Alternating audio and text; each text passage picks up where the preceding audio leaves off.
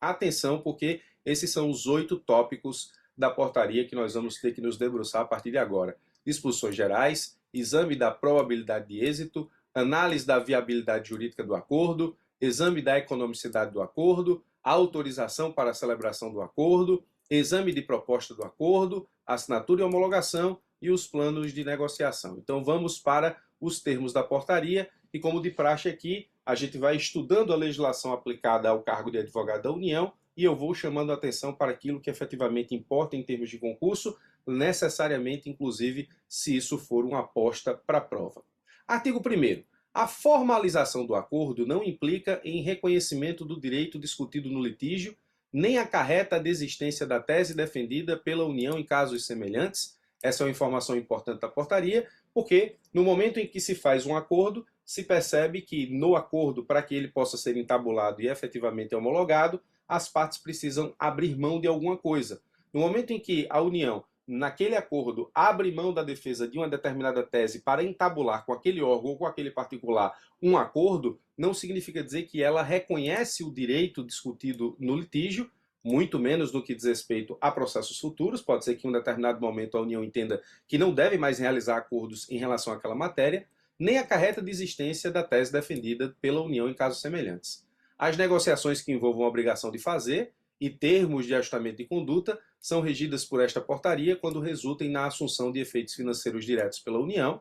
Para os fins dessa portaria, equipara-se a acordo a hipótese em que a União apresenta memória de cálculo nos termos do artigo 509, parágrafo 2º do Código de Processo Civil, e o credor manifesta anuência aos seus termos a fim de encerrar o litígio, renunciando a eventuais diferenças a maior. Existe a possibilidade da feitura de acordo nos cumprimentos de sentença contra a União, quando a União apresenta o valor que entende devido, mas faz proposta de acordo com um certo deságio e a parte contrária, ela aceita esse valor e aí, nesse caso, nós temos um acordo para encerrar o litígio na fase de cumprimento de sentença. É disso que trata o parágrafo 4º do artigo 1º da portaria 11 que nós estamos estudando. Para os fins dessa portaria, considera-se negociação, técnica de solução de conflitos caracterizada pela busca da autocomposição mediante interlocução direta entre os envolvidos, sem qualquer intervenção de terceiro como auxiliar ou facilitador. Negociação preventiva, negociação utilizada para a prevenção de litígios ainda não judicializados, o nome aqui é autoexplicativo. Acordo, resultado do entendimento recíproco a que chegam as partes para a eliminação de conflito a respeito de débitos da União. Termo de acordo, documento que estabelece as cláusulas e condições mediante as quais as partes firmam o acordo, fixam a sistemática de cumprimento e estabelecem as consequências de eventual descumprimento. Plano de negociação, documento que padroniza parâmetros de acordo sobre determinada matéria litigiosa. Isso é uma espécie de jurisprudência administrativa no âmbito da Advocacia Geral da União para tratar de assuntos para o futuro, ou seja, planos de negociação, item 8. Órgão ou advogado da União competente para atuar em matéria de negociação, aquele que possua competência de acordo com as normas vigentes na unidade de execução da Procuradoria-Geral da União para atuar em negociações envolvendo determinado assunto ou tema. Então, esses conceitos da portaria, eles são importantes, mas eu não acredito que na prova o examinador vá utilizar esses conceitos como objeto, justamente porque eles são praticamente autoexplicativos, tá?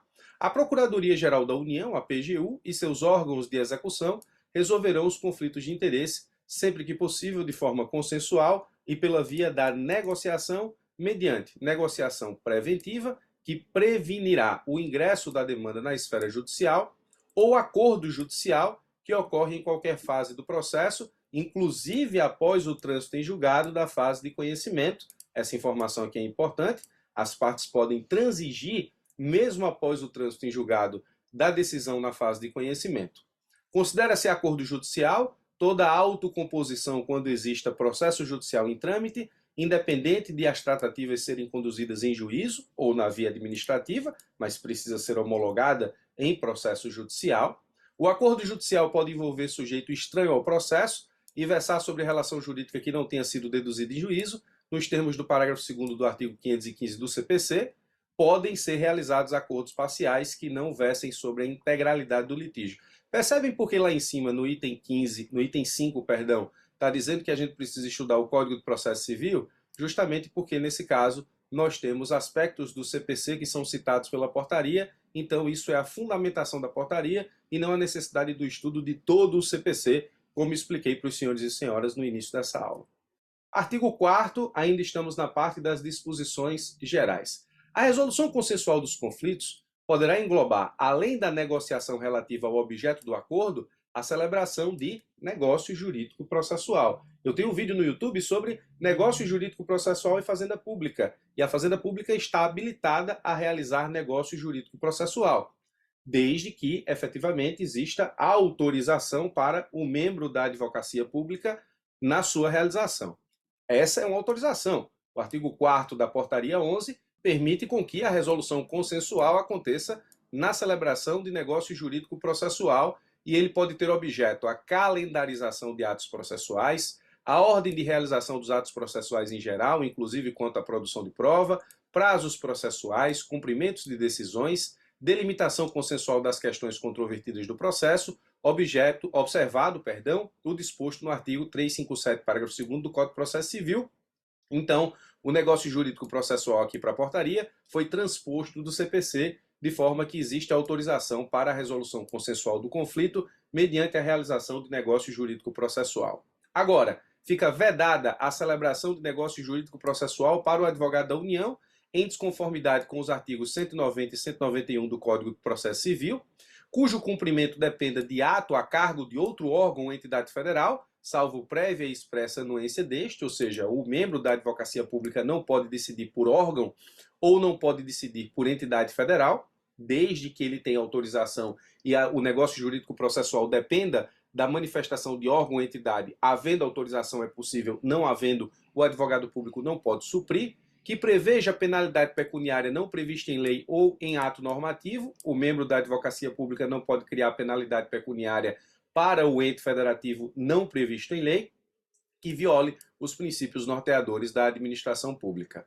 A celebração de acordo, visando a prevenir ou encerrar processo judicial, observará as seguintes etapas: exame de probabilidade de êxito das teses defendidas pelas partes, análise da viabilidade jurídica do acordo, exame de economicidade, autorização, homologação e juízo quando necessário. Essas são justamente as fases que eu estabeleci enquanto tópicos importantes da portaria para que a gente possa debruçar a nossa atenção. Exame de probabilidade de êxito, análise de viabilidade jurídica, exame de economicidade, autorização para celebração, exame da proposta, assinatura e homologação e os planos de negociação que representam, repito, espécie exatamente de jurisprudência administrativa para a realização de negociação, para a realização de acordo, para prevenir ou para encerrar litígio. Está aqui a denominação da portaria acerca do que é plano de negociação. Muito bem, vamos para o exame de probabilidade de êxito. O exame de probabilidade de êxito consiste na análise individualizada das teses jurídicas efetivamente utilizadas, no caso concreto pela União e pela parte contrária, a fim de estimar a possibilidade de manutenção ou reversão das decisões proferidas no processo judicial. A probabilidade de êxito, na verdade, é analisar qual o êxito da tese defendida pela União no que diz respeito àquilo que vem desenvolvendo o ente federativo nos processos judiciais. A matéria é uma matéria que a União ganha muito, então a margem para a realização de acordo é pequena, porque a vitória é certa nos processos judiciais. Então, a probabilidade de êxito leva em consideração exatamente aquilo que a União enfrenta em termos de processos judiciais acerca das teses por ela defendida. O exame de que trata o caput deverá abranger todas as teses não preclusas, incluídas as preliminares, as prejudiciais e as de mérito. Obrigatoriamente, o exame de êxito aqui da probabilidade de êxito deve envolver toda a matéria de defesa do ente federativo acerca da tese, não somente as questões de mérito, mas as prejudiciais, prescrição, decadência, as preliminares, as teses não preclusas. Indicar se a tese analisada visa a fulminar a pretensão ou se eventual êxito apenas postergará a obtenção do direito pleiteado pelo autor. É preciso que no exame de probabilidade de êxito se chegue à conclusão se a União vence de fato a tese ou se ela tem defesas indiretas de mérito que apenas postergam o cumprimento daquilo que tem direito à parte contrária. Será obrigatória a análise individualizada da probabilidade de êxito, no caso concreto, das teses e questões relativas a entendimentos fixados em súmulas, pareceres ou orientações normativas do AGU, orientações da PGU, matéria de ordem pública capaz de fulminar a pretensão, especialmente nas hipóteses de incidência de prescrição, decadência e coisa julgada, alegações de cumprimento administrativo da obrigação, alegações de liquidação da obrigação de valor igual a zero ou de impossibilidade de liquidação. Então aqui, essa tese precisa ser analisada de forma individualizada, sempre que envolver qualquer desses temas. Súmula, parecer, orientação normativa do AGU, orientação da PGU, matéria de ordem pública que fulmine a pretensão, especialmente nas hipóteses de incidência de prescrição, decadência e coisa julgada, porque são matérias de ordem pública que acabam com a discussão judicial acerca da pretensão jurídica deduzida em juízo pela parte contrária, alegações de cumprimento administrativo da obrigação, se já foi cumprido na esfera administrativa, o cumprimento judicial resta prejudicado, alegações de liquidação da obrigação de valor igual a zero, ou seja, a União é condenada, mas quando se chega na liquidação não há o que pagar, ou de impossibilidade de liquidação. Esses temas eles são importantes porque merecem análise individualizada de cada tese e questão relativa à probabilidade de êxito. Da análise da viabilidade jurídica do acordo. A análise de viabilidade jurídica do acordo verificará se existem óbices legais para sua formalização. A análise poderá incluir pela viabilidade total ou parcial do acordo ou pela sua inviabilidade jurídica. Ou seja, aqui é preciso ver se existe alguma lei ou alguma norma em sentido amplo que impossibilite a realização do acordo por parte do ente federativo. A análise da viabilidade jurídica do acordo pode chegar à conclusão de uma viabilidade total, uma viabilidade parcial do objeto para a realização do acordo ou de total inviabilidade jurídica. Caso se entenda que o acordo é juridicamente inviável, o processo administrativo será arquivado, sendo essa informação comunicada ao órgão jurisdicional competente, quando se tratar de proposta apresentada nos autos de demanda judicial, ou diretamente ao requerente, quando se tratar de pedido administrativo. Então, a viabilidade jurídica diz respeito à possibilidade legal da realização do acordo, né? A probabilidade de êxito diz respeito à análise das teses que a União defende nos processos judiciais sobre aquela matéria deduzida em juízo, objeto de acordo. Do exame de economicidade do acordo. A economicidade do acordo para a União estará configurada quando o acordo resultar em redução no valor estimado do pedido ou da condenação, ou seja, quando houver economia para os cofres públicos no que diz respeito à realização do acordo, o acordo resultar em condições de pagamento mais benéficas à União, ainda que não haja redução do valor, o acordo resultar na transferência do ônus de pagamento ou de cumprimento de obrigação para outra parte ou interessado, ou seja, a União também se livra aqui no que diz respeito ao pagamento ou cumprimento, o custo do prosseguimento do processo judicial for superior ao do seu encerramento, aqui nós temos um tema importante, porque muitas vezes nós realizamos acordo para pôr fim a uma demanda, porque o movimento da máquina da União, nesse caso, acaba se tornando mais cara do que aquilo que é objeto de briga judicial. É importante perceber que o advogado público federal é remunerado pela União, o juiz federal é remunerado pela União, os analistas da Justiça Federal são remunerados pela União, o oficial de justiça também, ou seja, toda a máquina movimentada para o processo judicial, o custo dessa máquina é da União. Se o custo da máquina for superior ao objeto que se está sendo discutido, é viável a realização de acordo para pôr fim àquele processo, justamente porque não adianta continuar com a execução daquele processo quando aquilo que a União vai receber é inferior àquilo que ela paga para efetivar o seu recebimento na via judicial. A obrigação de fazer puder ser cumprida da forma mais favorável ou houver interesse social na solução célere da controvérsia. Então aqui estamos diante de uma questão de política pública, ou seja, se houver interesse social na solução célere da controvérsia, toda a análise acerca da redução de valores, acerca das melhores condições de pagamento, da transferência do ônus ou cumprimento da obrigação, ela deixa de ser uma análise puramente técnica acerca daquilo que a União vai ganhar com a demanda para o cumprimento da política pública, para o cumprimento aqui do interesse social. Então, esse é o exame de economicidade do acordo. Da autorização para a celebração de acordos no âmbito da Procuradoria-Geral da União, artigo 10. Os órgãos de execução da PGU ficam autorizados a realizar acordos ou transações para terminar litígios com o objeto de encerrar ações judiciais ou ainda prevenir a propositura dessas, relativamente a débitos da União, observados os seguintes limites de alçada. Nos casos de competência das PSUs, PSU é órgão de execução da PGU, que, nesse caso, está localizado estrategicamente em cidades que não são capitais de Estado.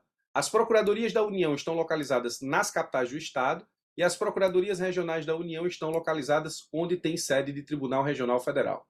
Então, até 500 mil pelo advogado da União que atua diretamente na causa, até 5 milhões mediante prévia e expressa autorização do coordenador da Central Regional de Negociação, até 10 milhões mediante prévia e expressa autorização do Procurador Regional da União. Nos casos de competência da Procuradoria-Geral da União, até 10 milhões mediante prévia e expressa autorização do coordenador da Central Nacional de Negociação. Em qualquer caso, acima de 10 milhões, mediante prévia e expressa autorização do Procurador-Geral da União. Quando o valor desembolsado pela União para o encerramento do litígio for superior a 50 milhões, o acordo dependerá de prévia e expressa autorização do PGU, do ministro de Estado a cuja área de competência estiver afeto ao assunto, ou ainda do presidente da Câmara dos Deputados, do Senado Federal, do Tribunal de Contas, do Tribunal ou Conselho, do Procurador-Geral da República, do Defensor Público-Geral, se houver interesse institucional dos órgãos dos Poderes Legislativo e Judiciário, do MPU e da Defensoria da União, Defensoria Pública da União, DPU.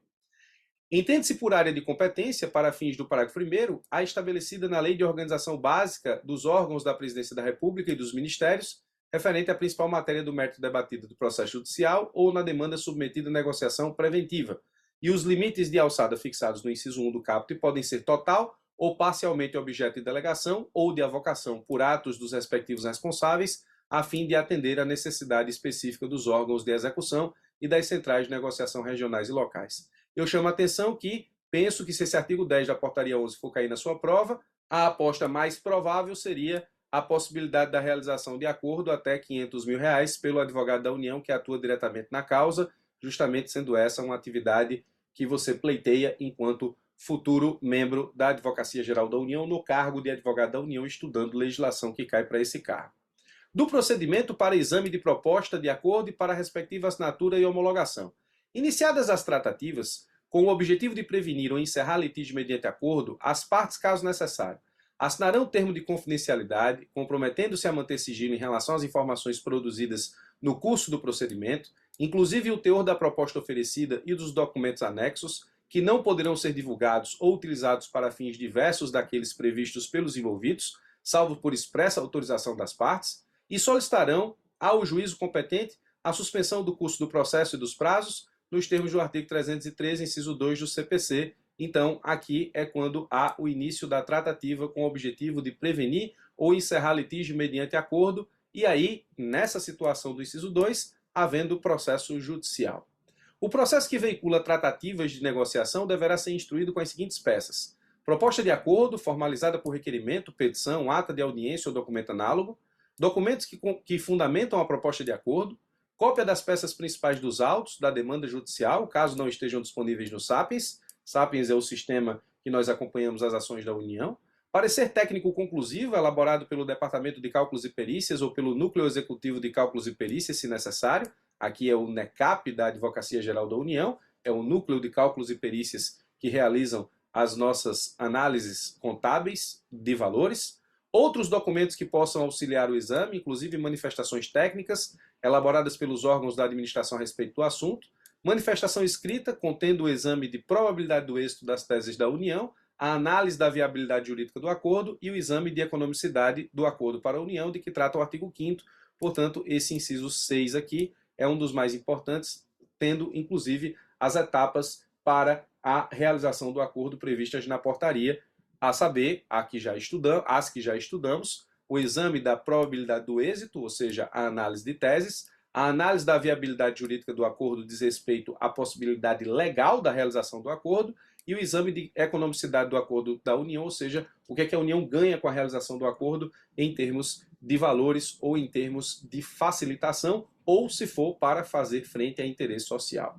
A autorização superior e ministerial, de que trata o artigo 10 caput, parágrafo 1º, se necessárias, são as autorizações previstas aqui no artigo 10 que acabamos de estudar acerca das autorizações especiais no que diz respeito à realização de acordo, ok? Do termo de acordo. São cláusulas obrigatórias nos acordos celebrados pela União. Qualificação das partes e dos seus representantes, objeto do acordo e, quando for o caso, da demanda judicial, se for para encerrar litígio, fundamentação jurídica, beneficiários, valor do acordo se houver, forma de cumprimento, renúncia pelo credor dos direitos oriundos da mesma causa de pedido da demanda, nos termos do artigo 487, inciso 3c do CPC. Então, é cláusula obrigatória do acordo renunciar o credor o direito oriundo da mesma causa de pedir, para que ele não discuta a questão judicial no porvir. Desistência de eventuais recursos e ações individuais ou coletivas com o mesmo objeto da demanda, inclusive pedidos e procedimentos administrativos, e isso não representa afronta ao princípio da inafastabilidade da jurisdição. Já expliquei isso, inclusive, em outra aula sobre a mesma situação envolvendo a possibilidade da realização de transação. Autorização de reposição ao erário, caso a parte tenha recebido ou venha receber os valores referentes ao objeto do acordo em duplicidade ou além do devido, porque aqui às vezes acontece pagamento na via administrativa e na via judicial, pagamento em duplicidade, então é preciso repor ao erário o que foi recebido de forma dúplice. Forma de pagamento de honorários advocatícios e custas processuais, isso também é objeto do acordo. Da assinatura do acordo e da sua homologação. O termo do acordo será firmado nas negociações preventivas, portanto, não existindo ainda litígio judicial, pelo advogado da União, que atuaria na causa, e pelo interessado, ou seja, atuaria na causa porque ela não existe, justamente porque a negociação é preventiva. Nós vimos lá em cima quando não há demanda judicial. Nos acordos judiciais, pelo advogado da União, que atua diretamente na causa, e pelo representante da parte contrária, detentor de poderes para o ato. Quando fala aqui pelo interessado, a parte pode firmar acordo com a Advocacia Geral da União sem estar assistida por advogado. Isso não é efetivamente uma situação de cláusula obrigatória. O interessado pode ser justamente o interessado sem representação por advogado, mas obrigatoriamente ele pode sim estar representado por advogado, até se recomenda. A assinatura do acordo será precedida de autorização superior e ministerial de que trata o artigo 10, parágrafo 1º, se necessárias. Estudamos os casos especiais de autorização superior e ministerial. O termo de acordo será levado à homologação judicial nas negociações preventivas, requerendo-se a homologação do termo de acordo na forma do 725, inciso 8 do CPC, e a formação de título executivo judicial, conforme o disposto no artigo 515, inciso 2, parágrafo 2º do CPC, quando necessário ao seu cumprimento. Nos acordos judiciais, requerendo-se a extinção do processo com resolução de mérito com base no 487, inciso 3b do CPC, e a formação do título executivo judicial, conforme o disposto no 515, inciso 2, parágrafo 2º, é a mesma fundamentação do CPC. Então, o termo de acordo será levado à homologação judicial nas negociações preventivas, quando for necessária a homologação judicial para o cumprimento do acordo, e nos acordos judiciais, eles obrigatoriamente devem acontecer porque o processo já se encontra em curso. Dos planos de negociação. A padronização de propostas de acordo a respeito de determinada matéria litigiosa poderá ser feita mediante a elaboração de planos de negociação. A padronização é uma espécie de jurisprudência administrativa que permite a aplicação de um plano de negociação pré-estabelecido para uma pretensão jurídica já analisada antes pela Advocacia Geral da União. Os planos de negociação poderão ter caráter nacional, regional ou local, conforme sejam elaborados respectivamente pela PGU, aqui caráter nacional, PRU, caráter regional. PRU são as instalações ou os órgãos de execução da PGU que estão alocados onde tem sede de Tribunal Regional Federal. As Procuradorias da União e seccionais da União seriam, portanto, planos de negociação local. Os planos de negociação conterão os fundamentos para o acordo, a metodologia de cálculo a ser empregada, a indicação de deságio mínimo ou padrão e a forma de cumprimento da obrigação, ou seja, o plano de negociação já estabelece de forma prévia para aquela demanda toda a questão que envolve o exame de probabilidade de êxito, a análise da viabilidade jurídica do acordo, o exame de economicidade, a autorização para a celebração, exame de proposta, assinatura e homologação. O plano de negociação, ele já traz tudo isso pré-fabricado para uma determinada situação de pretensão jurídica deduzida em juízo, e a partir daquela pretensão, verificada a pretensão e a possibilidade da realização de acordo, o advogado da União faz utilização do plano de negociação e apresenta o acordo em juízo, se já houver litígio em andamento, ou na situação de negociação preventiva, a apresentação do plano de negociação para a parte contrária, que deve conter, para a formulação do acordo, a metodologia do cálculo, os fundamentos para a realização do acordo, a indicação de deságio mínimo. Normalmente essas matérias são repetitivas e o objeto aqui da vantagem da União realizar o acordo é justamente pagar a menor do que deveria. Então existe um deságio mínimo ou padrão e a forma de cumprimento da obrigação. Então aqui está o plano de negociação, que pode ser nacional, regional ou local. Preciso dizer que, se houver plano de negociação, o advogado da União precisa aplicá-lo ao caso a fim de resolver o litígio de forma consensual, ou seja, com o acordo da parte contrária. Então, esses são os tópicos da portaria que representam as minhas apostas daquilo que pode estar sendo cobrado na sua próxima prova de advogado da União. Muito obrigado pela sua atenção. Importantíssima a portaria 11. Ela é uma das minhas apostas para cair na sua prova. Forte abraço e até os nossos próximos encontros.